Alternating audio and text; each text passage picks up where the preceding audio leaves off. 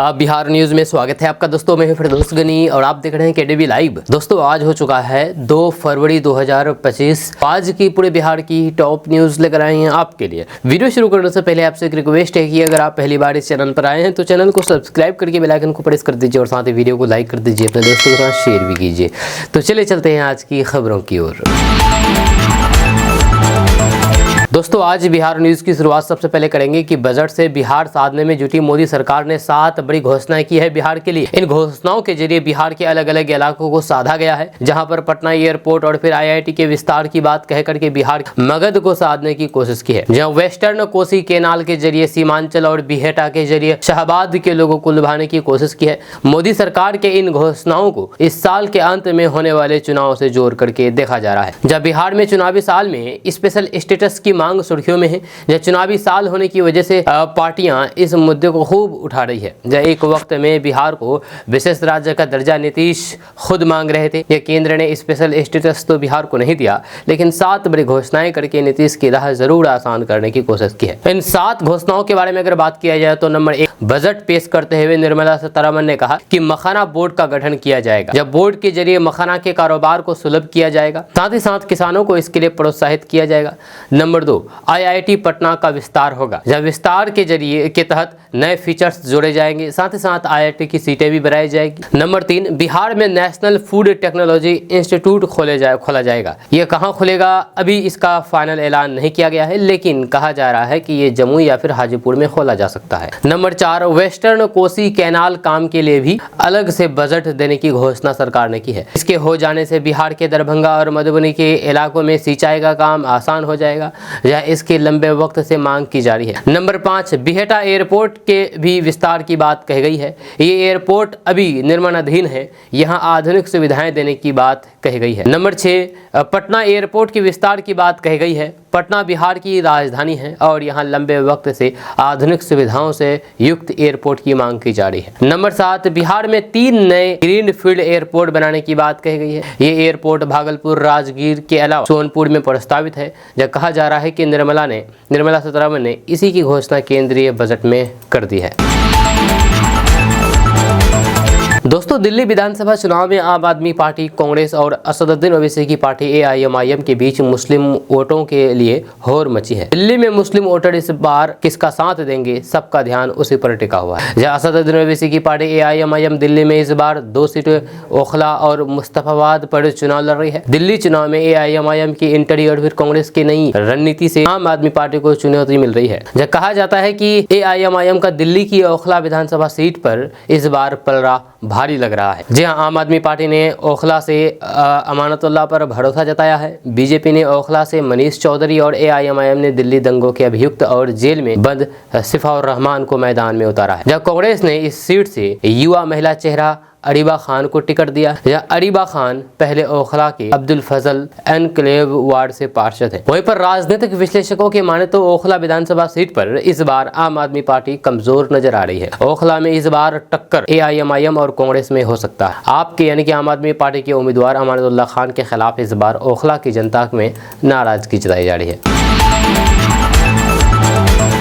दोस्तों मुख्यमंत्री नीतीश कुमार अपने प्रगति यात्रा के दौरान कल भागलपुर के बहादुरपुर गांव पहुंचे। CM नीतीश कुमार की प्रगति यात्रा के दौरान बहादुरपुर गांव में उत्साह और उमंग का माहौल देखने को मिला।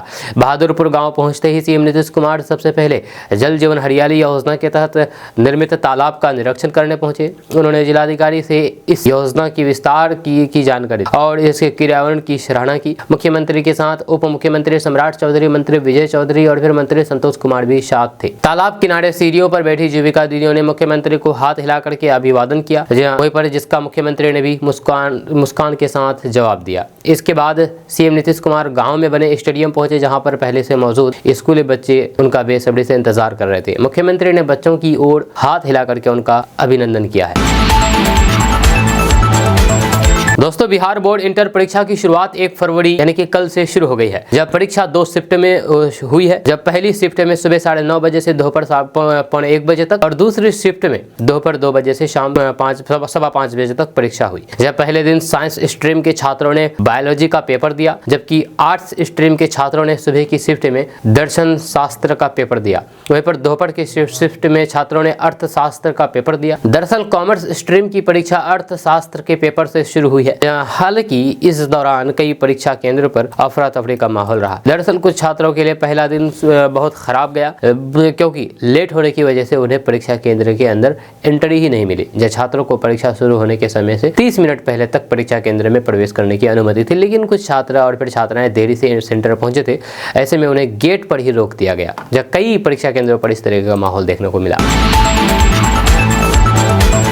दोस्तों बिहार के सरकारी कर्मचारियों के लिए बड़ी खुशखबरी है। जब आपको बता दूं कि छुट्टी को लेकर के फरमान आ गया है। जी बिहार में सरकारी कर्मचारियों की छुट्टी को लेकर के नया फरमान जारी कर दिया गया है। इस नए दिशा निर्देश के मुताबिक बिहार के सरकारी कर्मचारियों को छुट्टी के लिए कम से कम 7 दिन पहले आवेदन देना पड़ेगा। इस आदेश के जारी होते ही राज्य कर्मियों के लिए छुट्टी की नई व्यवस्था को राज्य में यानी कि बिहार में लागू कर दिया गया है। इस आदेश के साथ ही अब पहले के मुकाबले राज्य कर्मचारियों को छुट्टी लेना मुश्किल हो जाएगा। जब बिहार सरकार सामान्य प्रशासन विभाग की तरफ से सरकार के अवर सचिव सिद्धेश्वर चौधरी ने सभी विभाग और भी कई सारे पदाधिकारियों के नाम पत्र जारी किया है। पत्र का विषय था छुट्टी और फिर मुख्यालय छोड़ने का अनुरोध आवेदित तिथि से कम 7 दिन पहले समर्पित किए जाने के संबंध में।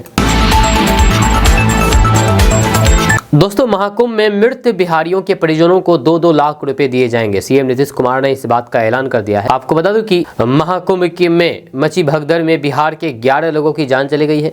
जब बिहार के मुख्यमंत्री नीतीश कुमार ने इस दुर्भाग्यपूर्ण घटना पर दुख जताया है और मृतकों के परिजनों और फिर घायलों के लिए मुआवजे का ऐलान किया है। मुख्यमंत्री नीतीश कुमार ने इस दुर्घटना पर गहरा दुख जताया है और मृतकों के परिजनों के प्रति संवेदना व्यक्त की है। मुख्यमंत्री नीतीश कुमार ने घोषणा की है कि इस दुर्भाग्यपूर्ण घटना में मृतकों के परिजनों को 2-2 लाख रुपए की अनुग्रह राशि प्रदान की जाएगी और घायल श्रद्धालुओं को मुख्यमंत्री राहत कोष से 50-50 हजार रुपए की सहायता दी जाएगी। सीएम नीतीश कुमार ने कहा है कि शोक संतप्त परिवारों के प्रति मेरी गहरी संवेदना है। ईश्वर से प्रार्थना करता हूं कि घायल श्रद्धालु जल्द स्वस्थ हों। जी हां, महाकुंभ में मची भगदड़ में 11 लोगों की जान चली गई है, जिसमें 4 गोपालगंज जिले के, औरंगाबाद के जिले के 2, पटना के 1, मुजफ्फरपुर के 1, सुपौल के 1, बांका के 1 और पश्चिमी चंपारण के 1 श्रद्धालु शामिल है। जब प्रशासन ने मृतकों के परिजनों को सहायता पहुंचाने और फिर घायलों के इलाज में तेजी लाने के निर्देश दिए हैं। बिहार सरकार ने जिलाधिकारियों को प्रभावित परिवारों के समन्वय स्थापित करके सहायता पहुंचाने का आदेश दिया है।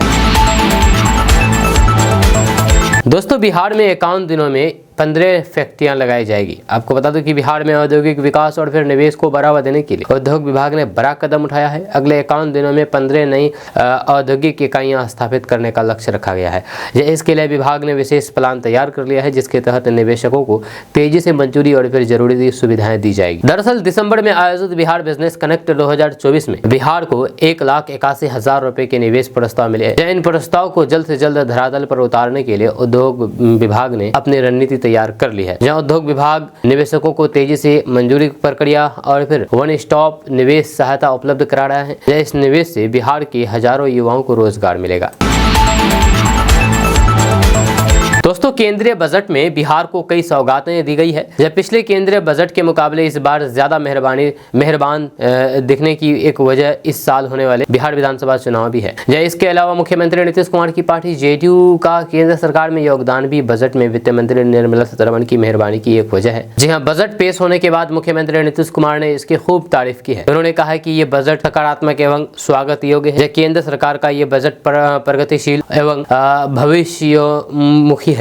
इन बजट के माध्यम से केंद्र सरकार द्वारा देश के विकास की गति को और बढ़ाने के लिए कई कदम उठाए गए हैं। जब बजट में बिहार के लिए जो घोषणाएं की गई है, उनसे बिहार के विकास को और गति मिलेगी। मखाना के उत्पादन, प्रसंस्करण, मूल्य संवर्धन और फिर विपणन में सुधार के लिए राज्य में एक मखाना बोर्ड की स्थापना से मखाना किसानों को लाभ मिलेगा। मुख्यमंत्री नीतीश कुमार ने कहा है कि बिहार की भविष्य की जरूरतों को पूरा करने के लिए बिहार में ग्रीनफील्ड हवाई अड्डों की सुविधा प्रदान करने से अंतर्राष्ट्रीय उड़ानों की संख्या बढ़ेगी, जिससे यहाँ के लोगों को काफी फायदा होगा। साथ ही साथ बिहार की आर्थिक विकास को गति मिलेगी। मिथिलांचल में पश्चिमी कोसी और फिर कैनाल परियोजनाओं के लिए आर्थिक मदद मिलने से यहाँ के किसानों को फायदा होगा। इस बजट में पटना IIT के विस्तार का प्रावधान किया गया है, जहाँ इससे तकनीकी शिक्षा को बढ़ावा मिलेगा। जब बिहार में राष्ट्रीय खाद्य प्रौद्योगिकी उद्यमिता एवं प्रबंधन संस्थान की स्थापना होने से युवाओं को कौशल, उद्यमिता और फिर रोजगार के अवसर मिलेंगे तथा पूर्वी भारत में खाद्य प्रसंस्करण गतिविधियों को भी बढ़ावा मिलेगा। मुख्यमंत्री नीतीश कुमार ने कहा है कि इनकम टैक्स स्लैब में 12 लाख रुपए तक की छूट मिलने से मध्यम वर्ग से काफी राहत मिलेगी। किसान क्रेडिट कार्ड पर कर्ज की लिमिट 3 लाख से बढ़ाकर के 5 लाख रुपए करने से किसानों को इसका लाभ मिलेगा।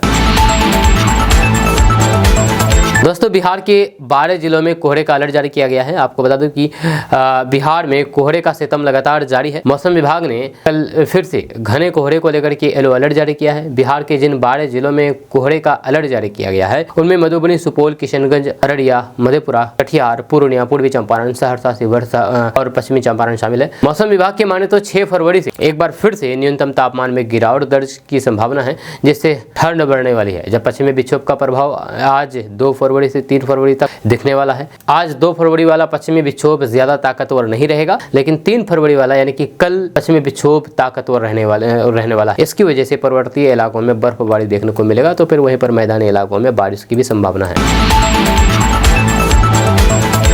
दोस्तों, वित्त मंत्री निर्मला सीतारमण किसान क्रेडिट कार्ड के तहत लोन लेने की लिमिट को बढ़ा करके 5 लाख रुपए करने का ऐलान किया है, जो फिलहाल अभी 3 लाख रुपए है। बजट में किसान क्रेडिट कार्ड के तहत किसानों के लिए क्रेडिट लिमिट को 3 लाख रुपए से बढ़ा करके 5 लाख रुपए करने से पहले से कयास लगाए जा रहे थे। किसान क्रेडिट कार्ड की लिमिट बढ़ाने की मांग लंबे समय से हो रही है। यही इस ऐलान का किसानों, खास करके छोटे और फिर मझोले किसानों का जोरदार फायदा होगा और इसके चलते रूरल डिमांड यानी कि ग्रामीण मांग में भी इजाफा देखा जा सकता है, जिसके जरिए गांव की अर्थव्यवस्था में भी सुधार देखा जाएगा। वहीं पर किसान क्रेडिट कार्ड यानी कि KCC के तहत किसानों को खेती के कामों के लिए समय पर और पर्याप्त उधार दिया जाता है। इस योजना के तहत किसानों को कई तरह के फायदे मिलते हैं। किसान एक ही जगह से कई तरह की कृषि जरूरतों के लिए लोन ले सकते हैं और इसका आवेदन प्रक्रिया भी बेहद सरल है। किसान क्रेडिट कार्ड से लोन लेने पर ब्याज दरों में 2% की छूट के साथ ही समय से पहले या फिर समय पर लोन चुकाने पर 3% क्विक रिपेमेंट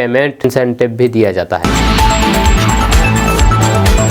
दोस्तों, देश भर के करोड़ों लोगों को जिस चीज का बेसब्री से इंतजार था, आखिरकार वो हो ही गई है। जब केंद्र सरकार ने आम बजट में आम लोगों को बड़ी राहत दी, जिसमें ऐलान किया गया है कि 2 लाख रुपए तक की इनकम पर अब कोई भी टैक्स नहीं होगा। इस ऐलान के साथ ही करोड़ों नौकरी पेशा लोगों में खुशी की लहर दौड़ पड़ी है। अब लोगों के मन में सवाल है कि आखिर कब तक उन्हें ये राहत मिलेगी और फिर उनके जेब में पैसा बचेगा। अब सवाल है कि कब से राहत मिलेगी। तो आपको बता दूं कि अगर आप सोच रहे हैं कि आने वाले कुछ महीनों में आप जो इनकम टैक्स में रिटर्न फाइल करेंगे उसमें आपको ये टैक्स छूट मिलेगी, तो फिर आप गलत हैं। दरअसल ये बजट अगले वित्त वर्ष के लिए यानी कि 2025-26 के लिए है। फिलहाल आपको पुराने वाले टैक्स रिजीम 2024-25 के तहत ही अपना ITR फाइल करना होगा, यानी कि आपको टैक्स में इस बड़ी राहत के लिए आने वाले वित्त वर्ष का इंतजार करना होगा। हालांकि ये कोई नई चीज नहीं है, आमतौर पर हर बजट के साथ ऐसा ही होता है। ये बजट सरकार का वो लेखा जोखा होता है जो आने वाले साल में करती है। वित्त मंत्री की तरफ से ये भी बताया गया है कि अगले हफ्ते संसद में इनकम टैक्स बिल पेश किया जाएगा, यानी कि देश में अब नया इनकम टैक्स कानून बनाया जाएगा। दोस्तों, केंद्रीय बजट 2025-26 में वित्त मंत्री निर्मला सीतारमण ने बिहार के लिए कई घोषणा की है, जिसमें मखना बोर्ड की स्थापना, पश्चिमी कोसी नहर के लिए वित्तीय सहायता और IIT पटना की क्षमता बढ़ाने के लिए समर्थन शामिल है। इसे लेकर के अब राजनीतिक शुरू हो चुकी है। यहाँ TMC सांसद अभिषेक बनर्जी ने कहा कि बजट में बिहार के लिए सब कुछ किया गया, क्योंकि वहाँ इस साल विधानसभा के चुनाव होने वाले हैं। उन्होंने कहा कि बंगाल के लिए यह बजट में कुछ नहीं है। वहीं पर कांग्रेस ने भी सवाल उठाया है कि बजट में बिहार को तोहफा मिला, लेकिन आंध्र प्रदेश की बुरी तरीके से अनदेखी की गई है। केंद्रीय मंत्री और बिहार से JDU सांसद ललन सिंह इसे लेकर के विपक्ष पर निशाना साधते हुए उन्होंने कहा है कि बिहार में चुनाव लड़ने के लिए मत आ जाइए। क्यों जाएंगे बिहार में चुनाव लड़ने? बिहार इस देश का हिस्सा है और इसे बजट में कुछ मिला है तो फिर इसमें क्या चिलपो मचाने की जरूरत है। जहाँ IIT ग्रीनफील्ड एयरपोर्ट और फिर फूड प्रोसेसिंग चैन बनाने की घोषणा की गई है, इन सब का बिहार के युवाओं को बहुत फायदा होगा। इसमें दिक्कत क्या है? वहीं पर कांग्रेस महासचिव जयराम रमेश ने कहा है कि ऐसा लगता है कि बिहार को घोषणाओं का खजाना मिल गया है। बिहार से BJP के सहयोगी दल JDU और आंध्र प्रदेश के TDP के संदर्भ में X पर लिखा गया है कि यह स्वाभाविक है, क्योंकि साल के अंत में यहाँ पर चुनाव होने वाला है। लेकिन NDA के दूसरे स्तंभ यानी कि आंध्र प्रदेश को इतनी बुरी तरीके से नजरअंदाज क्यों किया गया? BAO साहब, आप अपने पहले नमूने में ही फेल हो गए। स्कूल की हालात देख करके डॉक्टर एस सिद्धार्थ ने क्लास लगा दी है। जी हाँ, अब झूठ तो पकड़ा गया है, वो कैसे हम आपको बता देंगे। आपको बता दें कि शिक्षा विभाग के अपर मुख्य सचिव डॉक्टर एस सिद्धार्थ अपने विशेष कार्यशैली के लिए जाने जाते हैं। शुक्रवार को एक बार फिर से उन्होंने नवादा में विद्यार्थियों के लिए विद्यालयों के आवश्यक निरीक्षण के क्रम में वहां के BO को सख्त शब्दों में कहा कि BO साहब, आप अपने पहले नमूने में ही फेल हो गए हैं। जी हाँ, साथ ही स्कूल की शिक्षिकाओं को भी सीधे शब्दों में कहा कि आप जो बता रही हैं वह झूठ बोला जा रहा है। डॉक्टर एस सिद्धार्थ नवादा जिले के सरदला प्रखंड के निमदा में प्राथमिक विद्यालय गए। वहां मौजूद शिक्षिकाओं की संख्या सिर्फ 4 थी। इसे लेकर के जब एस सिद्धार्थ ने सवाल किया तो फिर बताया गया है कि एक शिक्षक छुट्टी पर है, लेकिन स्कूल में सब कुछ उन्हें ठीक नहीं लगा क्योंकि एक ही कक्षा में एक से अधिक क्लास चल रहा था। पहले माले पर 2 कमरे में 5 कक्षा चलता देख करके एस सिद्धार्थ ने शिक्षकों से इसका कारण पूछा तो उन्होंने कमरों की कमी का जिक्र किया। इस पर एस सिद्धार्थ ने कहा है कि नीचे भी कमरे हैं, वहां क्यों नहीं कक्षा संचालित करती हैं? तो जवाब मिला है कि नीचे ही एक क्लास चल रहा था जिसे अभी ऊपर लाया गया है। बच्चे इसलिए एक जगह एक कमरे में पढ़ रहे हैं। दोस्तों, बिहार के छपरा जिले में एक चौंकाने वाली घटना सामने आई है, जहां पर दिगवारा थाना क्षेत्र में थाना में एक महिला सिपाही को एक यूट्यूबर के साथ आपत्तिजनक स्थिति में पकड़ा गया। यह घटना न केवल पुलिस महकमे को शर्मसार कर रही है, बल्कि ये जनता के बीच भी चिंता और गुस्से का कारण बन गई है। जब थाने में आम जनता की सुरक्षा की जिम्मेदारी निभाने वाले पुलिसकर्मी खुद ऐसी घटिया हरकतों में लिप्त पाए गए हैं, जिससे पुलिस की छवि को गंभीर धक्का लगा है। बताया जा रहा है कि यूट्यूबर अक्सर रिपोर्टिंग के लिए पुलिस थाने जाता था। इस दौरान उसकी महिला कांस्टेबल के साथ दोस्ती हो गई। फिर कुछ दिनों बाद वह थाना पहुंचा और फिर महिला सिपाही के साथ शारीरिक संबंध बनाने लगा। इस दौरान एक दारोगा जी थाने में पहुंचे और उन्होंने दोनों को आपत्तिजनक स्थिति में पकड़ लिया। जब घटना के बाद दारोगा ने तुरंत SP को सूचना दी। इसके बाद महिला सिपाही को तुरंत सस्पेंड कर दिया गया और मामले की जांच शुरू कर दी गई है। जब पुलिस ने यूट्यूबर अश्विनी प्रताप सिंह को हिरासत में ले लिया है। यूट्यूबर दिगवारा थाना क्षेत्र का निवासी बताया जा रहा है। दोनों के खिलाफ प्राथमिकी दर्ज कर ली गई है और उन्हें कानूनी कार्रवाई का सामना करना पड़ेगा। दोस्तों, ये खबर बिहार की नहीं है, बल्कि बिहार के पड़ोसी राज्य उत्तर प्रदेश के जौनपुर से एक हैरान कर देने वाली घटना सामने आई है। यहाँ पर एक महिला पुराने कपड़ों में गांव-गांव भटक रही थी। अचानक किसी युवक ने उससे पूछा, कौन हो? महिला ने कहा कि मैं महाकुंभ से आई हूँ। युवक ने तुरंत पुलिस को सूचना दी। जानकारी लगते ही पुलिस की टीम उनसे मिलने के लिए जा पहुंची। जैसे ही महिला ने अपनी पहचान बताई तो पुलिस भी हैरान रह गई। आपको बता दें कि महाकुंभ मेला में हुई भगदड़ की घटना ने पूरे देश को झकझोर करके रख दिया है। इस भगदड़ में कई लोगों ने अपने को खो दिया है तो फिर कई एक दूसरे से बिछड़ गए हैं। दोस्तों, बजट में बिहार के गिफ्ट पर नेताजी क्या क्या बोले हैं हम आपको भी बताने वाले हैं। बिहार को लेकर के बजट में जो ऐलान हुई है उसको लेकर के विपक्ष के नेताओं ने प्रतिक्रिया दी है। राजद नेता और बिहार के पूर्व डिप्टी CM तेजस्वी यादव ने भी बजट में बिहार को लेकर के किए गए ऐलान पर कहा है कि यह बजट बिहार के साथ सौतेला व्यवहार है। बिहार को कुछ नहीं मिला है। चंद्रबाबू नायडू 2 लाख करोड़ रुपए लेकर के चले गए। बिहार के मुख्यमंत्री को क्या मिला, जबकि दोनों पर सरकार टिकी हुई है। इसके अलावा कांग्रेस नेता मनीष तिवारी ने कहा है कि ये देश का बजट है या फिर बिहार का। वित्त मंत्री ने अपनी बैसाखियों को मजबूत करने के लिए देश के विकास को ताक पर रख दिया। बजट में सिर्फ बिहार और बिहार ही दिखा है, जहां वित्तीय घाटा भरा है, जहां सरकार बाजार से पैसे लेकर के अपना घर चला रही है। जहां तक इनकम टैक्स का सवाल है, इसको पूरी तरीके से पढ़ना होगा और फिर समझना होगा। यह कांग्रेस पार्टी के प्रदेश अध्यक्ष अखिलेश प्रसाद सिंह ने कहा है कि बिहार को क्या मिला, कुछ नहीं मिला। बिहार के लोग गुस्से में हैं, हर बार उनकी सरकार बना करके भेजते हैं और ये वादा खिलाफी करते हैं। जहाँ पहले भी बिहार को लेकर के कई ऐलान किया गया, लेकिन आज तक पूरा नहीं किया गया। मनीष तिवारी को गलतफहमी है कि बजट बिहार के लिए है। वहीं पर जयराम रमेश ने कहा है कि बिहार के लिए बजट में बोनांजा को बिहार चुनाव से जुड़ा। एनडीए के स्तंभ आंध्र प्रदेश को बजट में निष्ठुर तरीके से नजरअंदाज कर दिया गया है। वहीं पर उद्धव गुट की नेता प्रियंका चतुर्वेदी ने कहा कि स्वागत करते हैं इनकम टैक्स में छूट का, जहां आम लोगों को राहत मिलेगी। 240 आय उसी का दबाव है, इसलिए ये फैसला किया। जहाँ पर अच्छा काम होगा उसकी तारीफ करेंगे, लेकिन ये विपक्ष की जीत है। जब बिहार के लिए जो कहा वह कर दिखाए हैं। बिहार के लोग सोच रहे होंगे कि बार बार बिहार का चुनाव आए। वहीं शत्रुघ्न सिन्हा ने कहा कि मैं बिहारी बाबू हूँ, बिहार को बहुत दिया है, इसका स्वागत करता हूँ, लेकिन अभी बहुत कुछ करना बाकी है। इसको चुनावी बजट कह सकते हैं। दोस्तों, बिहार के किसानों के लिए ये बहुत बड़ी खबर है, क्योंकि मखाना उनकी आजीविका का एक अहम हिस्सा है। जहाँ सरकार इस पारंपरिक उत्पाद को एक वैश्विक सुपरफूड बनाने की दिशा में काम कर रही है। मखाना जिसे फॉक्स नट्स या कमल के बीज भी कहा जाता है। मुख्य रूप से बिहार के जलाशयों में उगता है।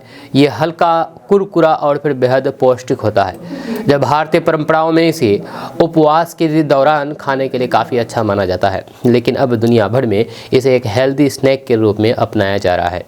आपको बता दूं कि मखाना स्वास्थ्य के लिए फ़ायदेमंद है। इसमें प्रोटीन, फाइबर, एंटीऑक्सीडेंट और फिर मिनरल्स से भरपूर होता है मखाना, जिससे ये वज़न घटाने, हृदय स्वास्थ्य और फिर डायबिटीज़ नियंत्रण में मदद करता है। वैश्विक बाजार में बढ़ती मांग हेल्दी फूड ट्रेंड के चलते मखाना अब सिर्फ भारत में ही नहीं बल्कि अमेरिका, यूरोप और फिर चीन जैसे देशों में भी लोकप्रिय हो रहा है। किसानों की आय बढ़ाने की दिशा में ये बड़ा कदम है। जब बिहार के किसान लंबे समय से मखाना उत्पादन से जुड़े हुए हैं, जब सरकार उन्हें बेहतर तकनीक और फिर बाजार उपलब्ध कराने की योजना बना रही है, जिससे उनकी आमदनी बढ़ सके। अभी तक मखाने का ज़्यादातर उत्पादन पारंपरिक तरीके से होता रहा है, लेकिन सरकार इसे आधुनिक तरीके से प्रोसेस करके अंतर्राष्ट्रीय बाजार में पहुँचाने की योजना बना रही है।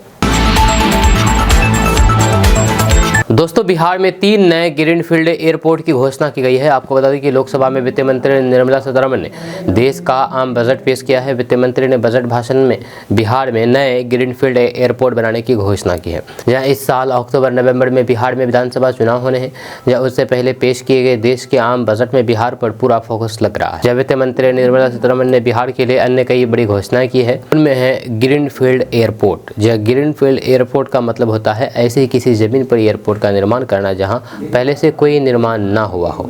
खाली और फिर अविकसित जमीन पर ही ग्रीनफील्ड एयरपोर्ट बनाया जाता है। इस एयरपोर्ट को बनाने का मुख्य मकसद शहर में पहले से मौजूद एयरपोर्ट की भीड़ को कम करना होता है। ये एयरपोर्ट भविष्य की ज़रूरतों को पूरा करेगा। ये आपको बता दें कि पटना एयरपोर्ट और फिर बिहेटा के ब्राउनफील्ड एयरपोर्ट के अलावा ये तीसरा एयरपोर्ट होगा। बिहार के विकास में ये एयरपोर्ट महत्वपूर्ण भूमिका निभाएगा। इससे पटना एयरपोर्ट पर बड़ा दबाव भी कम होगा। वहीं पर इसी दौरान वित्त मंत्री निर्मला सीतारमण ने घोषणा की है कि पहली बार उद्यमी बनी 5 लाख अनुसूचित जनजाति महिला उद्यमियों के लिए नई योजना शुरू की जाएगी। या उसके तहत अगले 5 सालों के दौरान उन्हें 2 करोड़ रुपए का लोन उपलब्ध कराया जाएगा। दोस्तों, बिहार के पहले स्मार्ट विलेज की सैर करेंगे सीएम नीतीश कुमार। आपको बता दूं कि सुदूर खेतों में लहलहाते खेतों के बीच एक साइज और एक ही मॉडल के बने 65 से ज़्यादा मकान, चमचमाती सड़कें, दूधिया रोशनी में जगमगाती गलियां, आधुनिक सुविधाओं वाला स्पोर्ट कॉम्प्लेक्स, आधुनिक हरे और नीले रंग के एस्ट्रोटर्फ वाला स्पोर्ट्स कॉम्प्लेक्स, बैडमिंटन के court, model school, health and wellness centre, anganwadi केंद्र और सामुदायिक भवन। आपको विश्वास नहीं होगा कि ये बिहार का एक ऐसा गाँव है जो नीतीश कुमार उसका भ्रमण करने वाले हैं आज। जहाँ बिहार के भागलपुर में यह गांव है, जहाँ सीएम नीतीश कुमार अपनी प्रगति यात्रा में आज 2 फरवरी को यहां पर पहुंचेंगे। वह अपने इस ड्रीम विलेज प्रोजेक्ट का उद्घाटन करेंगे। जब 65 ऐसे लोग जो ताउम्र बेघर और फिर भूमिहीन रहे हैं, उन्हें वह इस अल्ट्रा मॉडर्न विलेज के घरों की चाबी भी देंगे। अराजी बाबरचक गांव बिहार का पहला स्मार्ट विलेज है। ये वही गांव है जहां कभी मुस्लिमों की बड़ी आबादी हुआ करता था। भागलपुर दंगे के दौरान यहां रहने वाले सभी लोग अपनी जान बचाने के लिए आसपास के गांव में जाकर के बस गए। अब जब बिहार के पहले स्मार्ट विलेज को बसाया जा रहा है तो फिर इसमें एक भी अल्पसंख्यक शामिल नहीं। जी, इसमें एक भी मुसलमान नहीं है। यहाँ पर ईबीसी, ओबीसी और बेघर दलित को बसाया जा रहा है।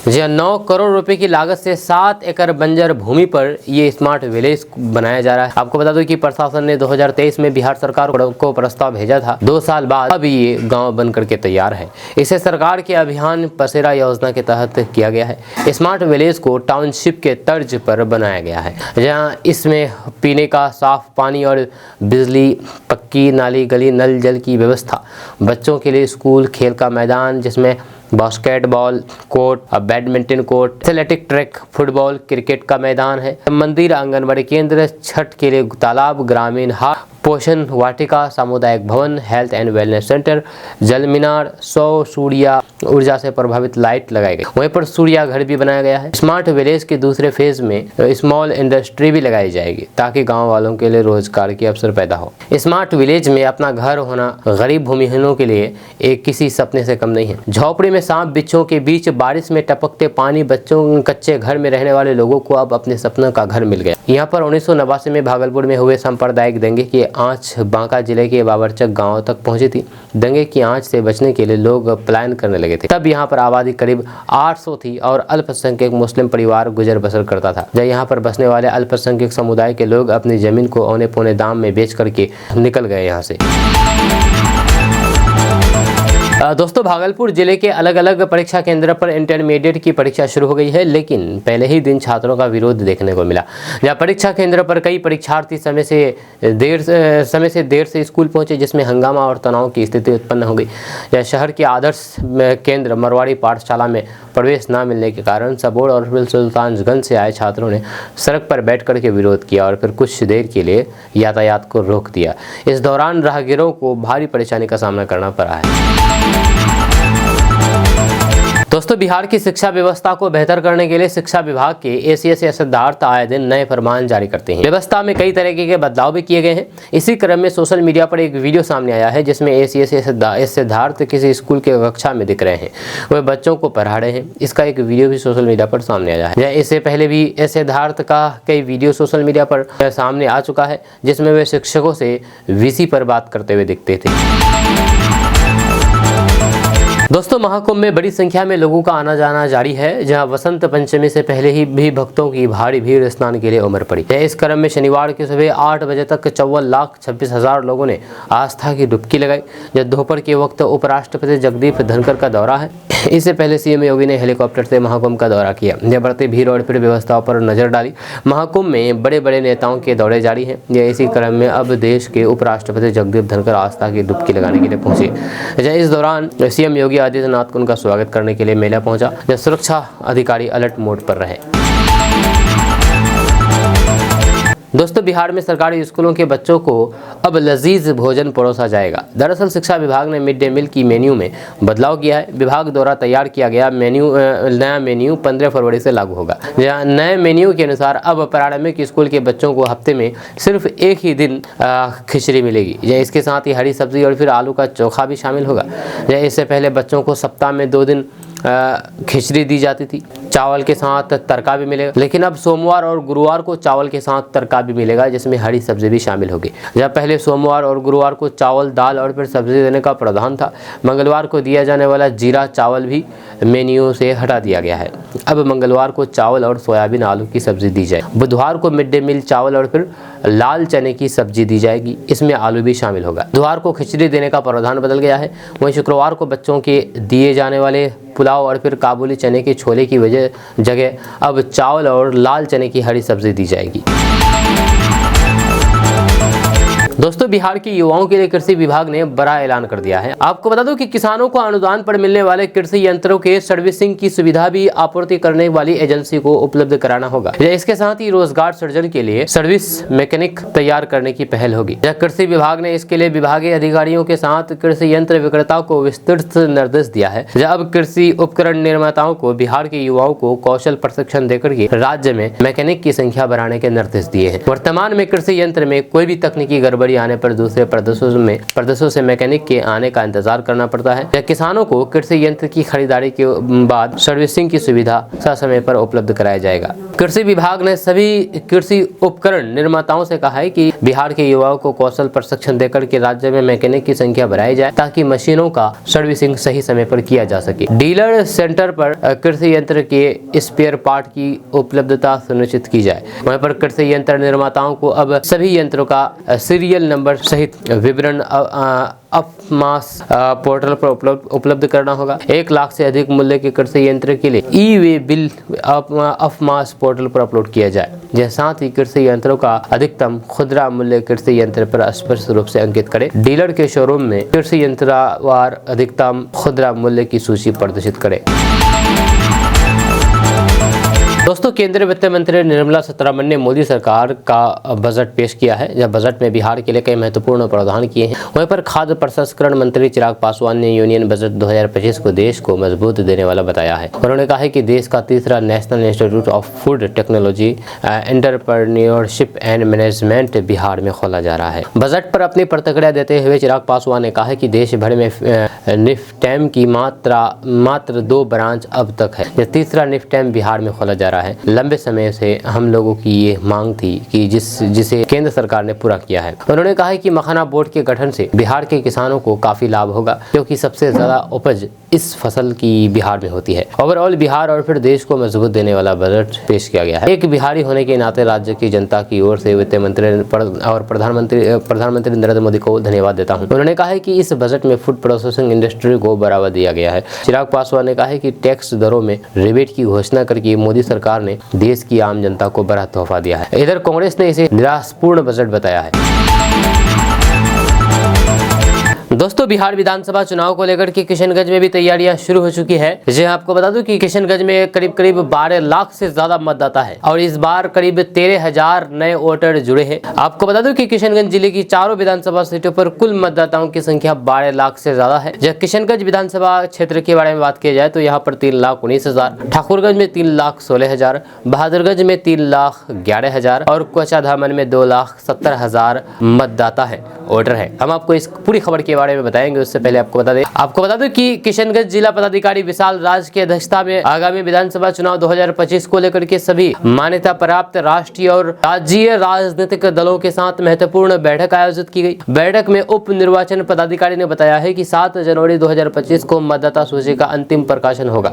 किशनगंज जिले में कुल 13,546 नए मतदाताओं का पंजीकरण हुआ है, जिसमें से 6,193 पुरुष और 7,353 महिला और फिर एक अन्य मतदाता शामिल है। वहीं पर प्रपत्र 7 के माध्यम से 7,711 मृत मतदाताओं के नाम सूची से हटा दिए गए हैं।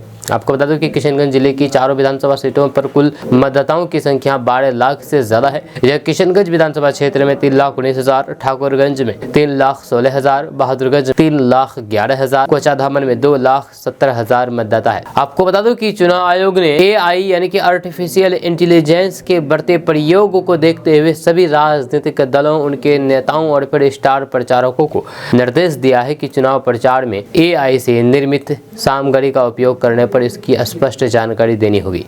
साथ ही साथ मतदान प्रतिशत बढ़ाने के लिए सभी राजनीतिक दलों से सहयोग मांगा गया है। सभी मतदान केंद्र पर बूथ लेवल अधिकारियों यानी कि BLA की नियुक्ति की जाएगी और फिर पूर्ण सूची को अपडेट किया जाएगा। आपका इसके बारे में क्या कहना है, नीचे कमेंट बॉक्स में कमेंट करके जरूर बताइएगा।